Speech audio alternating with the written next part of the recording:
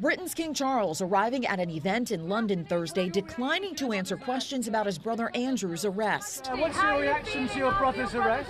Andrew Mountbatten-Windsor was arrested Thursday morning on suspicion of misconduct in public office, according to the Thames Valley Police. It comes on the heels of the U.S. Justice Department's release of documents detailing the former prince's ties to the late sex offender Jeffrey Epstein. The Thames Valley Police previously said it was assessing whether Andrew shared confidential material with Epstein during his time as a UK trade envoy.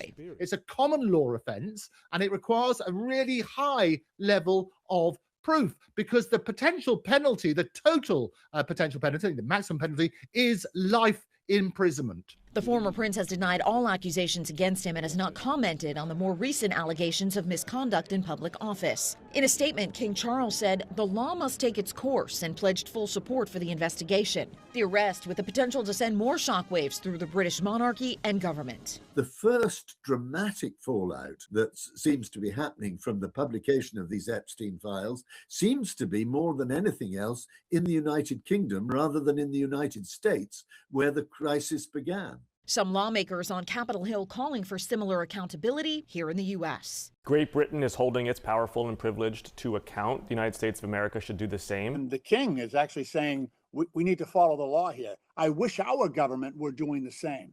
In Washington, I'm Karen Kafa.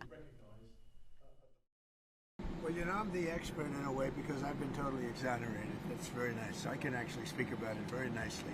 I think it's a shame. I think it's very sad. I think it's so bad for the royal family. It's a very, very sad. To me, it's a very sad thing. When I see that, it's a very sad thing. To see it and to see what's going on with his brother, who's obviously coming to our country very soon, and he's a fantastic man, the king. So I think it's a very sad thing. It's really interesting because nobody used to speak about Epstein when he was alive, but now they speak. But I'm the one that can talk about it because I've been totally exonerated. I did nothing.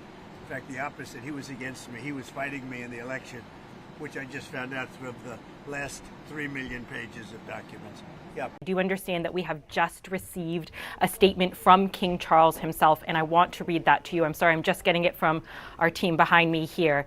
I have learned with the deepest concern, and this is a statement directly from the King. I'm reading it for the first time for you right here. I have learned with the deepest concern the news about Andrew Mountbatten-Windsor and suspicion of misconduct in public office.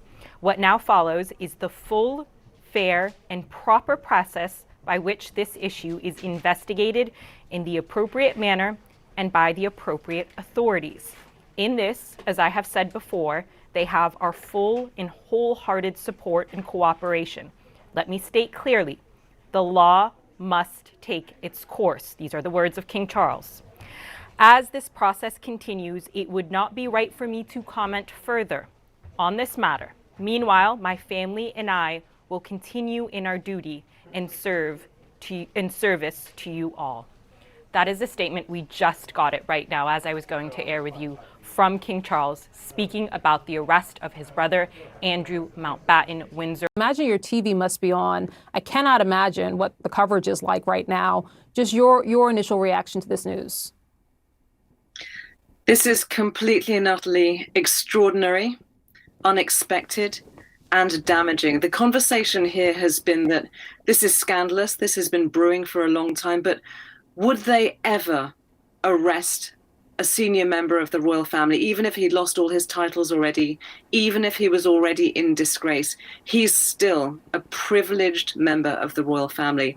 And yet we've seen images of plainclothes police officers, unmarked police cars, going to, as the police say, the house of a gentleman in his 60s. He's actually celebrating his 66th birthday now, and being arrested for misconduct in public office. It is really unprecedented and extremely telling. And what do you think that the message is that's being sent by this? I mean, as you said, the allegations are what they are, but as you pointed out, this is a member who hails from the royal family, has a certain level of prestige, privilege, certainly, and that they would still carry out this arrest. What is the message you think that's trying to be sent here? It's a warning, and your words, privilege and prestige, are exactly right. It has always traditionally been the case that there are certain people in society who act with impunity and entitlement and think that whatever is done amongst friends, cronies, cohorts is going to be absolutely fine.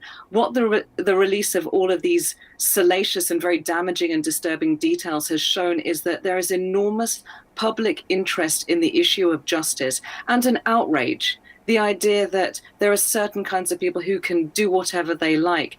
This has been extremely damaging. And for the royal family too, it's come under so much pressure because the gossip, the interest amongst the public and the press is only getting stronger. And this is a letting out point. This is a breakage of tension, because I think people have been asking, okay, we know what these details are. We're all talking about it, but that's at the level of gossip. That's at the level of speculation.